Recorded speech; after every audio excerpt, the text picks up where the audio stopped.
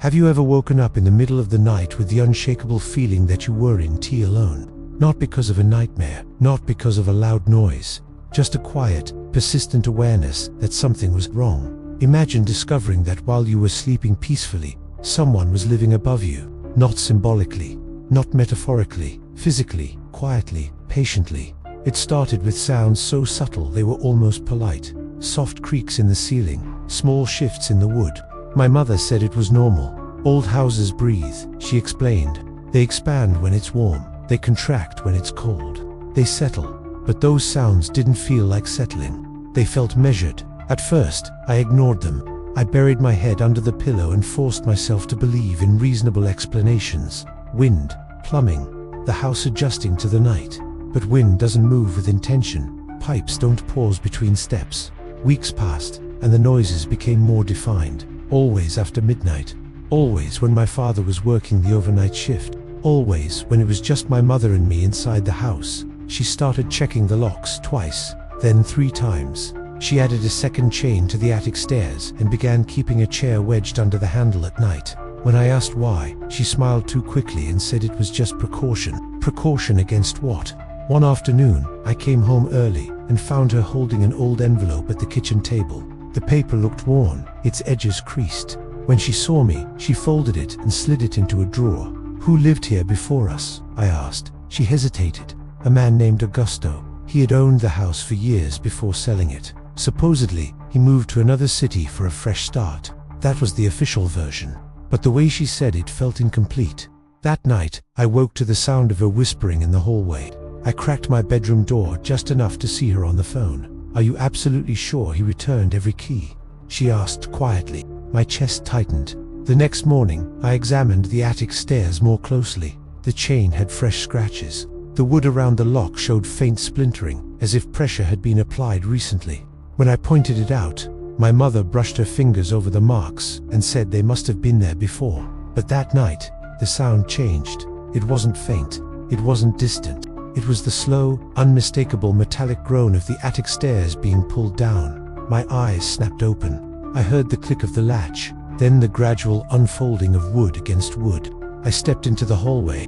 The attic stairs were fully extended. My mother's bedroom door was open, and from the darkness above, something moved. First, bare feet, then thin legs emerging from the shadows. A man descended slowly, one step at a time. Pale skin, tangled hair, clothes covered in dust and insulation debris.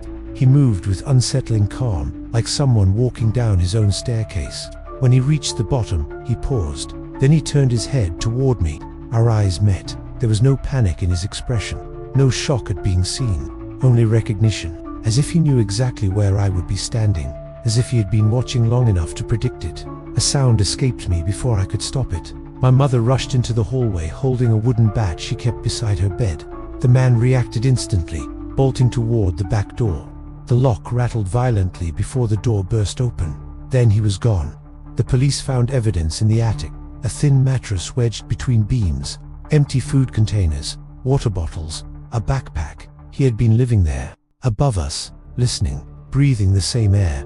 The authorities searched, but he was never found. We learned he had not returned every copy of the key when he sold the house. Officially, he had moved away. Unofficially, he had never truly left. We moved out within weeks. I thought distance would dissolve the fear.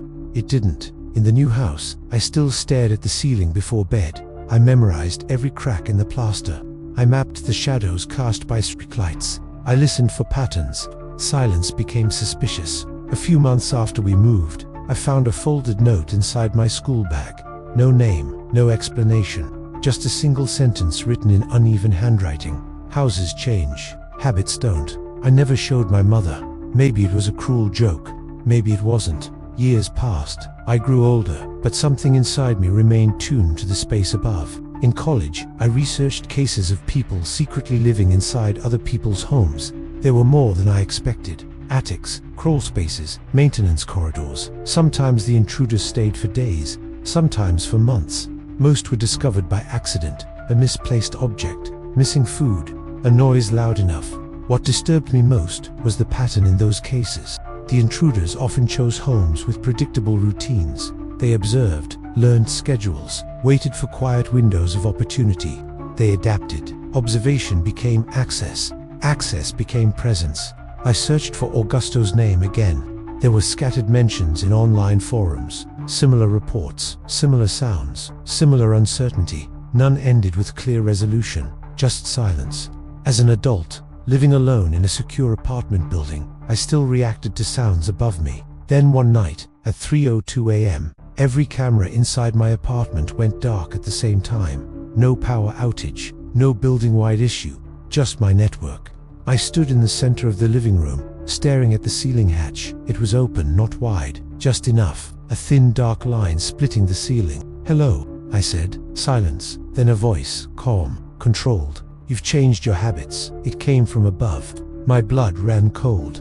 "Houses change," he whispered. "Habits don't." For a second I saw fingers gripping the edge, pale, steady. I slowly stepped back, toward the front door. When building security inspected the maintenance corridor, it was empty. No signs, no proof, only a folded piece of paper on the floor. Inside, 2 words. "You noticed. Today, I don't live there anymore, but I still look up."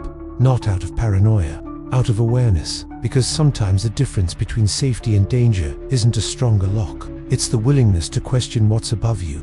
Most ceilings hide nothing more than beams and concrete.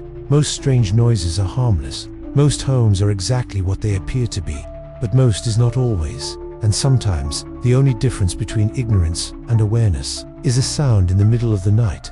So tonight, when you turn off the lights, pause for a moment. Listen, not with fear, but with attention. You'll probably hear nothing but the quiet breathing of your home. But now you know something you may never have considered before. Sometimes what lives above us isn't imagination. Sometimes, it's real. And if it were happening to you, would you notice?